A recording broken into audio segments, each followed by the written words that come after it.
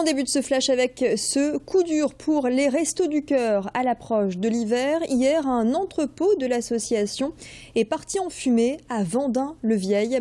Résultat, 90 tonnes de denrées alimentaires détruites. Pas moins de 15 000 personnes du Pas-de-Calais auraient dû bénéficier de cette aide. L'entrepôt approvisionnait 46 centres dans le bassin minier et dans le reste du département. 3 camions et des chariots élévateurs sont également détruits. Pour l'heure, les raisons du sinistre ne sont pas connues. Vous le voyez sur ces images, la police scientifique est sur place. L'enquête se poursuit. Alexandra Gossin était à Vendin-le-Vieil ce matin et elle a rencontré quelques-unes des bénévoles des Restos du Cœur. On espère donc que la solidarité fonctionnera en fonction de ce cataclysme là, qui est arrivé à Vendin. Je suis très déçu de ce qui se passe. Très amer. Vous savez, depuis 22 ans que je fais les restos, j'ai jamais vu ça. Jamais. On est toujours là pour aider. Et puis ici, aujourd'hui, on démolit tout. Nous, ça représente qu'on accueille des personnes, on les aide, et puis voilà, là, on arrive aux fêtes et puis, plus rien. Vous vous rendez compte, tout ce qui a brûlé ici est presque, je sais pas, j'imagine 90-100 tonnes. Voilà, des bénévoles des Restos du Cœur forcément très émus et suite à cet incendie, les Restos du Cœur lancent un appel aux dons et font appel à votre générosité car les distributions des prochains jours sont compromises. Explication. Par l'intermédiaire des médias, nous avons donc forcément fait appel à la chaîne de solidarité, qu'elle se mette en place et je m'aperçois qu'elle a bien été entendue puisque nous avons actuellement, soit par téléphone, soit par d'autres intermédiaires, les municipalités, etc. Nous savons maintenant que nous avons beaucoup de solidarité qui s'est manifestée, que ce soit aussi bien en denrées alimentaires qu'en moyens logistiques, puisqu'on a des entreprises qui nous proposent des semi-remorques, des camions réfrigérés, des appareils de levage. Voilà, la solidarité est donc en marche. Vous pouvez, vous aussi, donc adresser vos denrées alimentaires au centre des Restos du Cœur le plus proche de chez vous. Pour les gros volumes, tournez-vous vers le centre de Dainville, situé près d'Arras.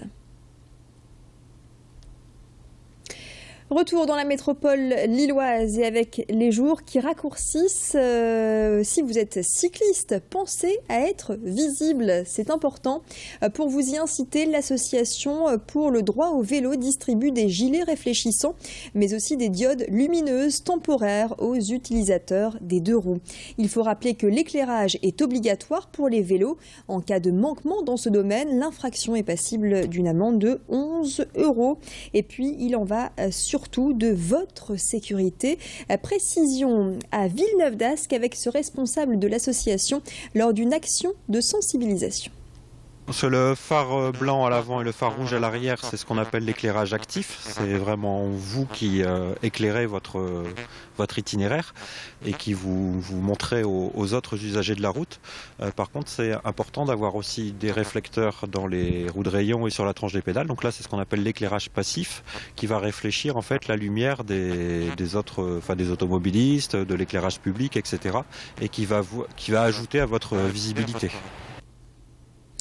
Allez, comme promis, on termine par une exposition à voir en ce moment à la Maison de la Photographie à Lille. Paris, c'est son nom et elle est signée Martine Parr. Le photographe britannique a répondu à une commande de la Maison européenne de la photographie à Paris qui lui a demandé sa vision de la capitale française. C'est ainsi que l'artiste a photographié des lieux touristiques et leurs visiteurs. Vous irez notamment du côté du Louvre ou encore de Notre-Dame de Paris. Une démarche sociologique avec une touche humoristique.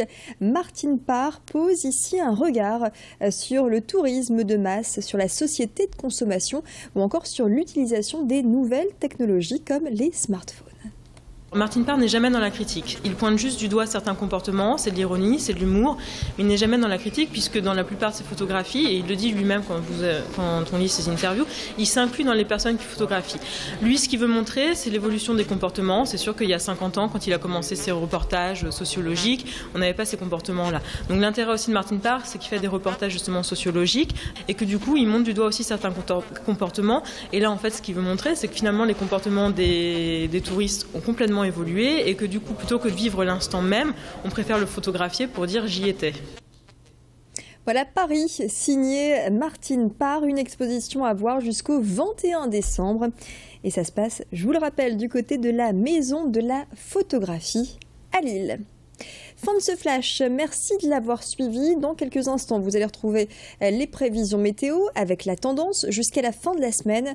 Avec, vous allez voir, des températures qui vont chuter dans les prochaines heures. Températures négatives en perspective sur la métropole lilloise. Couvrez-vous chaudement et puis suivre également d'autres reportages préparés par l'ensemble de la rédaction de Grand Lille TV. Excellent moment à vous.